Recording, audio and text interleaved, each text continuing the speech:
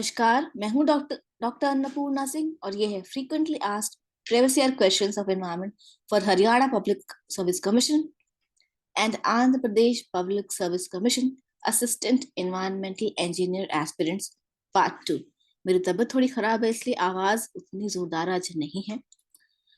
और अगर आप मेरे चैनल पर नए हैं तो ऐसे एनवायरमेंटल साइंस के हर एग्जाम की तैयारी से जुड़े हुए बेस्ट प्रैक्टिस टेस्ट के लिए और पीवाईक्यू सीरीज के लिए मेरे चैनल को सब्सक्राइब करना ना भूलें। वीडियो पसंद आए तो कम से कम 3 दोस्तों को जरूर शेयर करें। Question number 1, the yield of ground water from any well is measured in which of the following units. तो कुएं से जो ग्राउंड वाटर का निकलता है, पानी निकलता है, उसको किस यूनिट में मेजर करते हैं? Cubic metre per hour, litres per hour, both A and B या D none of the above? सही उत्तर है C, both A and B. जब यील्ड ज्यादा होगी तो क्यूबिक मीटर पर आवर में मेजर करेंगे, जब यील्ड कम होगी तो लीटर्स पर आवर में मेजर करेंगे। पर दोनों ही यूनिट जो है वो पानी के को मेजर करने के काम आता है, वो पानी जो कुएं से निकलता है। Question 2, the permissible limit of colour for drinking water as measured on platinum cobalt scale is. तो ड्रिंकिंग वाटर में जो परमिसिबल लिमिट होनी चाहिए कलर की, और कलर की परमिसिबल लिमिट को कैसे मेजर करते हैं? प्लैटिनम कोबाल्ट स्केल में, क्योंकि वो कलर देता है तो उस हिसाब से 5 ppm, 10 ppm, 15 ppm, 20 ppm। सही उत्तर है 5 ppm। प्लैटिनम कोबाल्ट स्केल होता है, उसमें कलर होता है स्लाइटली येलोइश, मोर येलोइश, डार्क येलो, ब्राउनिश, ऐसे करके। और जो कलर होता है उसके हिसाब से पीपीएम होता है, पार्ट्स पर मिल के इतना पार्ट पर मिलन होगा तो येलोइश कलर होगा, इतना पार्ट पर मिलन होगा तो डार्क येलो कलर होगा। इस तरह से प्लैटिनम कोबाल्ट स्केल होता है। Question number 3, the pH of drinking water to be supplied for domestic purpose should be in the range of. तो जो ड्रिंकिंग वाटर सप्लाई होता है डोमेस्टिक पर्पस के लिए, डोमेस्टिक पर्पस मतलब खाना पीना, नहाना धोना सब, उसके लिए उसमें ड्रिंकिंग वाटर भी आता है। उसका पीएच किस रेंज में होना चाहिए? 7.5 to 9.5 no, 9.5 to 10.5 no, 5.5 to 7.5 no, 6.5 to 8.5 yes. ये 6.5 मतलब स्लाइटली एसिडिक, 8.5 मतलब बेसिक। तो 8.5 तक बेसिक, जितना बेसिक होगा वो एक्सेप्टेबल होगा। तो pH range is 6.5 to 8.5, slightly acidic to basic. Answer is D. Question 4. The permissible limit of potable water in India for dissolved solids content in milligram per liter is sorry, potable water मतलब drinking water।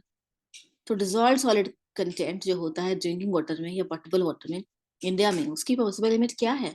1000 milligram पर litre, 500 milligram पर litre, 2000 milligram पर litre या 1500 milligram पर litre.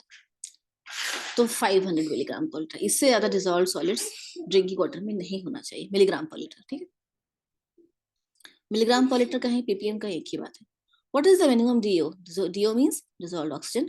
So what is the minimum DO that needs to be present in a stream to avoid fish death? कम से कम कितना डिजॉल्व्ड ऑक्सीजन होना चाहिए किसी भी नदी, तालाब या झील में, ताकि उसमें रहने वाली मछलियां ना मरे? सही उत्तर है 4 ppm, कम से कम इतना डीओ होना चाहिए। Question 6, which of the following pollutants causes blue baby syndrome? Blue baby syndrome क्या होता है और कैसे, किस वजह से होता है? नाइट्रेट, कैडमियम, लेड या फ्लोराइड? सही उत्तर है नाइट्रेट। नाइट्रेट NO3 जो आयन होता है उसकी वजह से ब्लू बेबी सिंड्रोम होता है। उसमें क्या होता है, जो नाइट्रेट होता है वो अगर आप पानी में घुला हुआ है, उस पानी को बच्चे पीते हैं तो वो नाइट्रेट ब्लड में घुल जाता है और ब्लड की ऑक्सीजन कैरिंग कैपेसिटी को कम कर देता है, और ब्लड में ऑक्सीजन कम होने से बच्चों का शरीर नीला पड़ने लगता है, तो वो होता है ब्लू बेबी सिंड्रोम, ठीक। Question 7, the permissible limit of nitrate for drinking water is. अब नाइट्रेट की जो परमिसिबल लिमिट होती है ड्रिंकिंग वाटर के लिए वो क्या होती है? 15 ppm, 25 ppm, 45 ppm या 30 ppm? सही उत्तर है सी, 45 ppm, उससे ज्यादा नाइट्रेट नहीं होना चाहिए। Question 8, temporary hardness of water is due to carbonates of calcium and magnesium, chlorides and sulphates of calcium and magnesium, both A and B या D none of the above? सही उत्तर है carbonates of calcium and magnesium. Temporary hardness मतलब पानी को उबालेंगे तो ये सब ऊपर आ जाएगा, फिर आप उसको छान लीजिए पानी को, ठीक है, निकल जाएगा। The permissible limit of drink BOD in drinking water.